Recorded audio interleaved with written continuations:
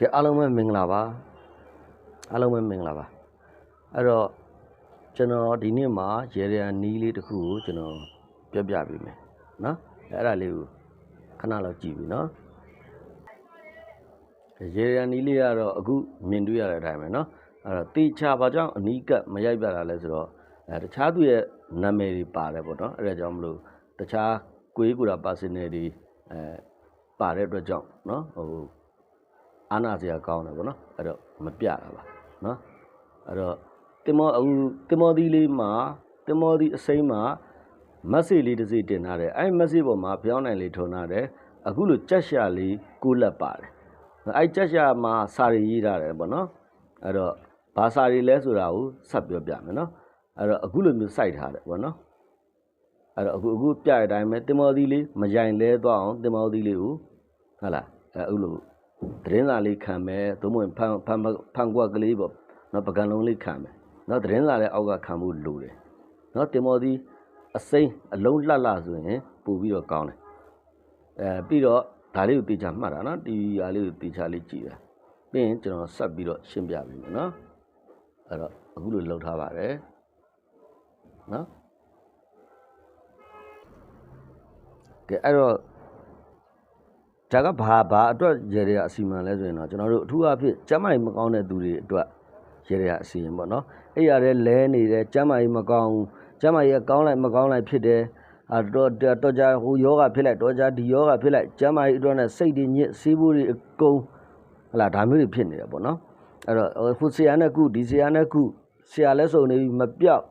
နော်ကျန်းမာရေးနဲ့ပတ်သက်ရင်စိတ်ဒုက္ခရောက်ရပတ်စံတွေကုန်ရငွေတွေကုန်ရအချိန်တွေကုန်ရနော်အဲ့ဒီလိုမျိုးတွေဖြစ်နေတဲ့နော်ကျန်းမာရေးမကောင်းတဲ့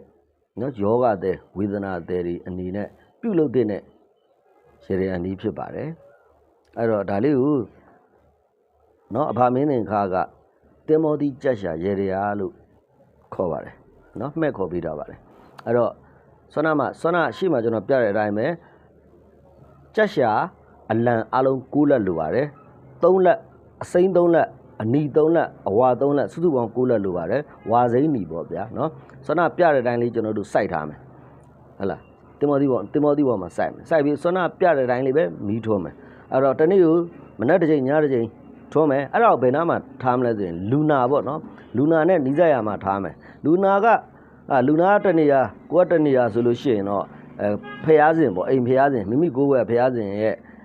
ရှေ့လေးမှာခုံလေးစပွဲလေးချပြီးတော့မနက်တစ်ချိန်ညတစ်ချိန်ထွန်းပေးလို့ရပါတယ်အကယ်၍တင်မောသီးရခဏလေးနဲ့ပုတ်သွားရင်နောက်တစ်လုံးထပ်ပြီးတော့အစားထိုးပြီးတော့လုပ်ပါနော်အဲ့တော့ဒါလေးကတော့ဒါအခုရှင်းပြဆိုကျွန်တော်တို့မှတ်မိလွယ်မယ်ဒီမှာနော်အဲ့တော့ဒါလေးကလွယ်ကူပြီးတော့ထိရောက်ပြီးတော့အလွန်စွမ်းပါတယ်ဗာမင်းသင်္ကရဲ့တပည့်တွေတော်တော်များများလဲလောက်ကြပါတယ်နော်ကျွန်တော်လည်းအခုဒါလောက်ထားတာပဲနော်ကျမ်းမာရေးမကောင်းတဲ့မိတ်ဆွေတယောက်အတွက်ကျွန်တော်လုပ်ပေးထားတာပါ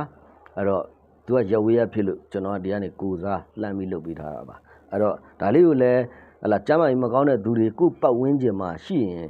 လမ်းညွန်မျှဝေနိုင်ကြပါစေအကဲတက်တိုက်ဆိုင်များဒီဗီဒီယိုကြည့်ရင်လည်းဟလာကျမ်းမာရေးမကောင်းတဲ့သူတွေရှိလို့ဟလာလိုက်လောက်ကြခြင်းဖြစ်လဲအမြန်ဆုံးကျမ်းမာရေးနလန်ပြန်ထပြီးတော့ပဂတိအတိုင်းကျမ်းမာရေးကောင်းကြပါစေလို့ဆန္ဒပြုဆုတောင်းပေးလိုက်ပါတယ်ဗျာ